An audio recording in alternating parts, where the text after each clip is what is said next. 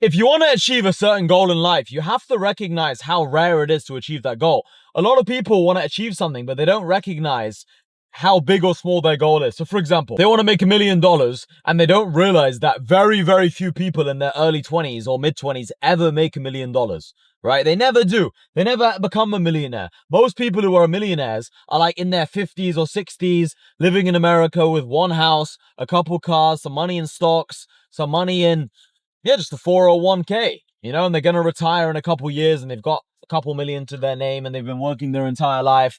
The husband and the wife both saving money together, right?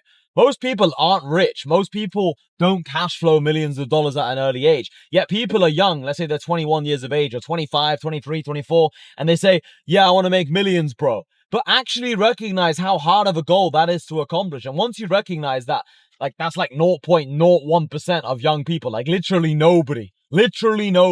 Once you recognize that, then it'll make you realize you got to actually lock in. Then it'll make you realize that you can't afford to really have work-life balance at the beginning of your journey. Because I remember when I was on the come up, when I first started building my door-to-door sales team, so even before I moved to Dubai, the reason why I said that is because when I first moved to Dubai, I used to get this even more. All of my friends would be like, bro, I've never seen someone locked in as much as you. What's wrong with you, bro? Like, when are you going to go out? When are you going to have fun? When are you going to see girls? You're so locked in, blah, blah, blah. But anyway, even when I started building my door-to-door sales team, people would tell me, Hassan, you're so locked in. We don't hear from you, blah, blah, blah.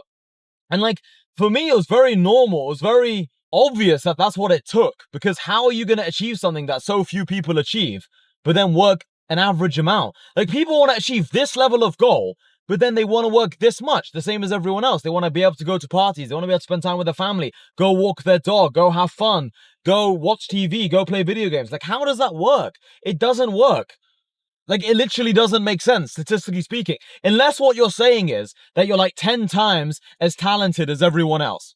Then maybe it would work, that you have to work the same as everyone else, yet get 100 times the results as everyone else. Because let's say right now you have a friend making 40K a year, and let's say you want to make 4 million a year. You're making 100 times the amount that your friend's making at that corporate job. If you want to make 100 times the money he's making, yet you're working an average amount, how does that make sense? It doesn't.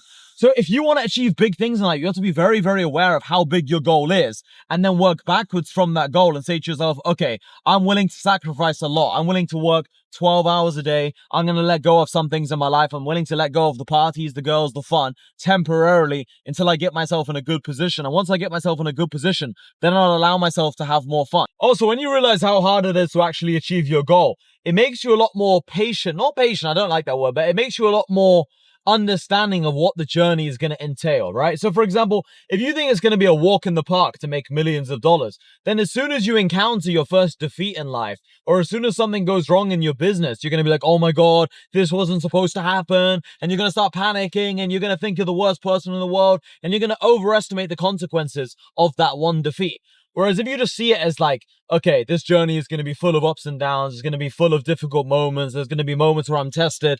Then when things go wrong, you're not going to be surprised.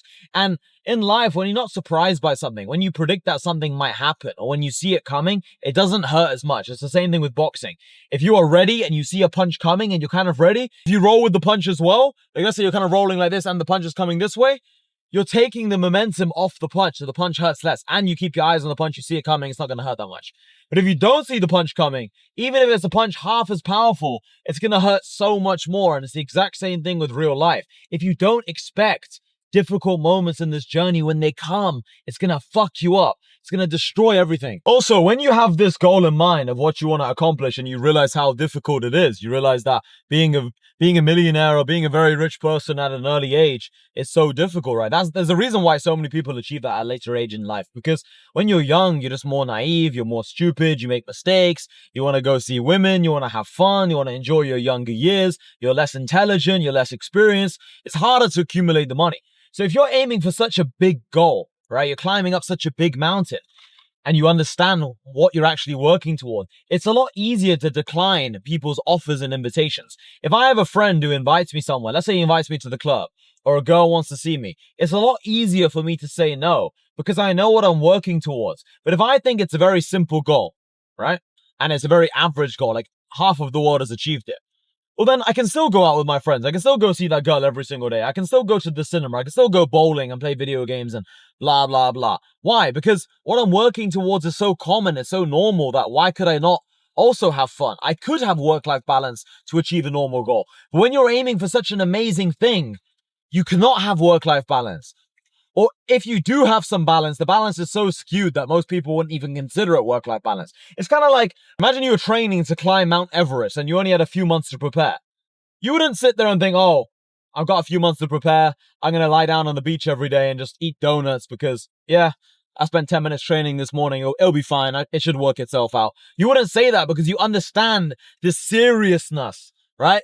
The gravitas of climbing up such an amazing mountain, the Mount Everest. You understand how much training actually would fucking require. You wouldn't fuck around at all. And that's what it's like when you're aware of how much of a goal it is to be successful. And it's not just to be a multi-millionaire, guys, at an early age. It's also to make 10K a month, 20K a month, you know? A lot of people sit there and say, bro, I just want to make 10K a month. I don't want to be a millionaire. Yeah, but 10K a month, that's like what a doctor makes. Why should you make a doctor's salary when you haven't studied 8 years, when you haven't worked your ass off all those years, reading all those textbooks, staying up late at night, going through all that bullshit that doctors and lawyers and dentists and all these people go through to make $10,000, $15,000 a month.